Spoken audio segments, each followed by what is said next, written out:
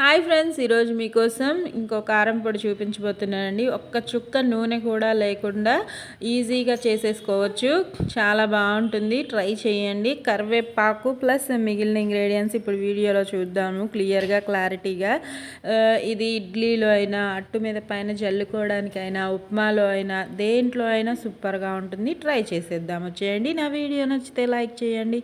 Process ingredients చూసేద్దాం వచ్చేయండి. మరి స్టవ్ వెలిగించుకొని ముందు పాన్ పెట్టేసుకొని దానిలో ఒక్కొక్క ఇంగ్రీడియంట్స్ వేసుకుంటూ చూద్దాము. ఇప్పుడు చూపిస్తాను చూడండి. కందిపప్పు, మినప్పప్పు ఇవి పెద్ద స్పూన్తో వన్ స్పూన్ అనమాట. రెండు ఒకేసారి వేసుకున్నాను. లో ఫ్లేమ్లోకి మార్చుకొని బాగా కలర్ మారి మంచి అరోమా వచ్చేంత వరకు ఫ్రై చేసుకుందాము. అవి కాస్త ఫ్రై అయిన తర్వాత 1 స్పూన్ అంతా జీలకర్ర వేసుకుందాము.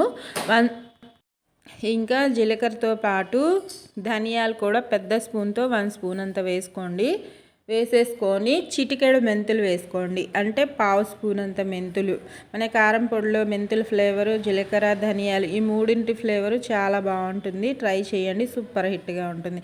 మీకు వీడియోలో చూపించిన విధంగా చుక్క నూనె కూడా అవసరం లేదు. ఈ కారం పొడికి డ్రైగానే అన్నీ ఫ్రై చేసేసుకోవాలి. ఇవి బాగా ఫ్రై అయిన తర్వాత కాస్త కలర్ మారితే ఆ ఫ్లేవర్తోనే మనకి అర్థమైపోతుంది. దగ్గరుంటే మీరు చేసేటప్పుడు తెలుస్తుంది అనమాట.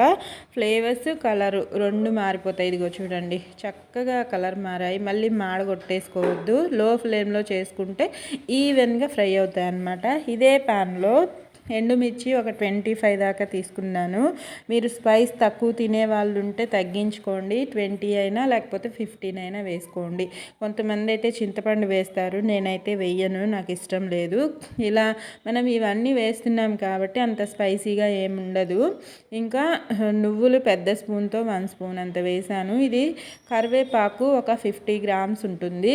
ఇది ఎండలో కాకుండా ఫ్యాన్ కింద ఆరబెట్టేసుకోండి. తడి లేకుండా ఇలా పొడి పొడిగా వస్తుంది, కాస్త డ్రై అవుతుంది. మనం ఇప్పుడు ఫ్రై చేస్తున్నామంటే అది పచ్చివాసన పోయి ఇంకాస్త డ్రై అవ్వడం కోసం అన్నమాట. ఇలా ఫ్రై చేయడం వల్ల నిల్వ కూడా ఉంటుంది కాబట్టి ఇవన్నీ ఫ్రై చేసేసుకొని ఇవి బాగా చల్లారాక మాత్రమే మిక్సీ పట్టుకోవాలి. ఇవి బాగా చల్లారిపోయాయి నా ఇంగ్రీడియంట్స్ అయితే. ఇంకా మిక్సీ జార్లో ఒక్కొక్కటిగా మొత్తం వేసేసుకుంటున్నాను. మొత్తం వేసుకొని ఉప్పు పెద్ద స్పూన్తో 1 స్పూన్ అంత వేసుకోండి. సరిపోకపోతే మళ్ళీ మిక్స్ చేసుకోవచ్చు. ఇవి పౌడర్ చేసేసుకుందాము. కాస్త బరకగానే చేసుకోండి, బాగుంటుంది తినేటప్పుడు.